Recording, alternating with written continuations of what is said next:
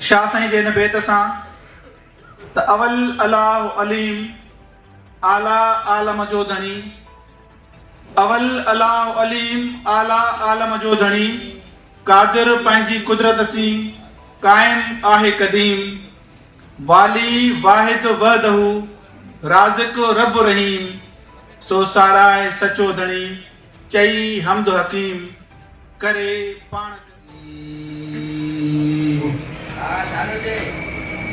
बिस्मिल्लाहिर रहमानिर रहीम। लाड़काना खां ॾिसूं था दिलबश शाहिद जी ही report. All building material union ज़िले लाड़काना जे हलफ़ बर्दारी तकरीब थी गुज़री, जंहिंमें चूंडिजी आयल उहिदेदारनि हलफ़ कयो, जॾहिं त हलफ़ डिप्टी मेयर लाड़काना मोहम्मद अमीन शेख खणायो। चूंडिजी आयल उहिदेदारनि में सदर इमदाद चांडियो, नायब सदर Umer Ali Shaikh, general secretary Sabir Hussain Abbasi, deputy general secretary Ishad Ali Thebo, joint secretary Zainul Abidin Maksi, राब्ता secretary Faisal Shaikh, office secretary Ejaz Shaikh, finance secretary Shiraz Lashari ऐं ॿिया शामिल रहिया। तकरीब खे ख़िताब कंदे सदर इमदाद चांडियो चयो त हिन यूनियन खे ठाहिण जो मक़सद दुकानदारनि सां थींदड़ ज़ियातियुनि ख़िलाफ़ बग़ावत जो ऐलान आहे।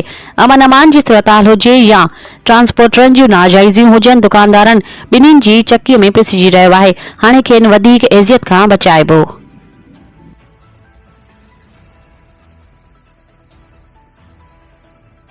रहीम आओ नाले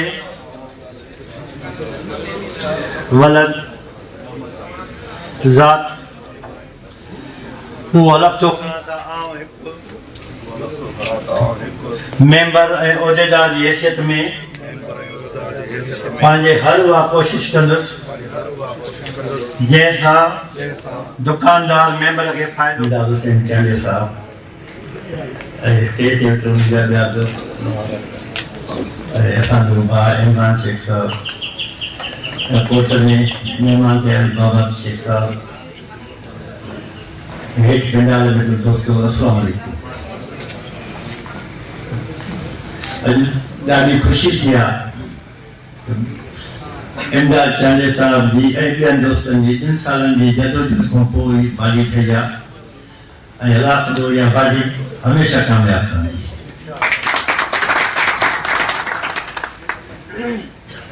यूनियन असांजे शहीद ज़ुल्फ़िकार अली भुट्टो यूनियन जो बुनियाद 1973 में उन खां पोइ कुझु सबबनि जे करे के यूनियनियूं टुटी वियूं, वरी ज़ियारत जो दौर अची वियो, यूनियन ते पाबंदी लॻी वई। हाणे वरी असांजी हुकूमत जॾहिं 88 में आई त यूनियन बहाल थी ऐं हर यूनियन सिर्फ़ु शागिर्द यूनियन न, हर यूनियन खे पंहिंजे पंहिंजे हिसाब सां हलणो पियो। ऐं तव्हां दोस्त बि हिननि जा हथ मज़बूत कंदव त तव्हां मज़बूत हूंदव। तव्हांजो को बि मसइलो मिसपुल जो मसइलो आहे, का बि शिकायत हुजे, असांजो दरवाज़ो हर वक़्तु 24 कलाक तव्हांजे लाइ खुलियल आहे। केॾी महिल बि तव्हां अचो, इंशाअल्लाह ताला जेको वस हूंदो, जेको जाइज़ तव्हांजो मसइलो हूंदो, हल थींदा। केॾी महिल बि तव्हांजो पुलिस में या उन्हनि कमकार कई असां हर वक़्तु हाज़िर आहियूं। रही चेंबर ऑफ कॉमर्स जी ॻाल्हि, त चेंबर ऑफ कॉमर्स जो मेंबर को मसइलो कोन्हे को। तव्हां इनकम टैक्स भरी न रहियो त चेंबर जा मेंबर थी सघो था। तव्हां यूनियन जे थ्रू वञो या अकेला अकेला अचो, तव्हां मेंबर थी वेंदो। हिन में का बि हुन में तव्हांखे रोक टोक न आहे। तव्हां सभिनी दोस्तनि जी महिरबानी। तव्हांजो मां वरी बि थोराईंदो आहियां जो तव्हां मूंखे इज़त ॾी घुराए। महिरबानी।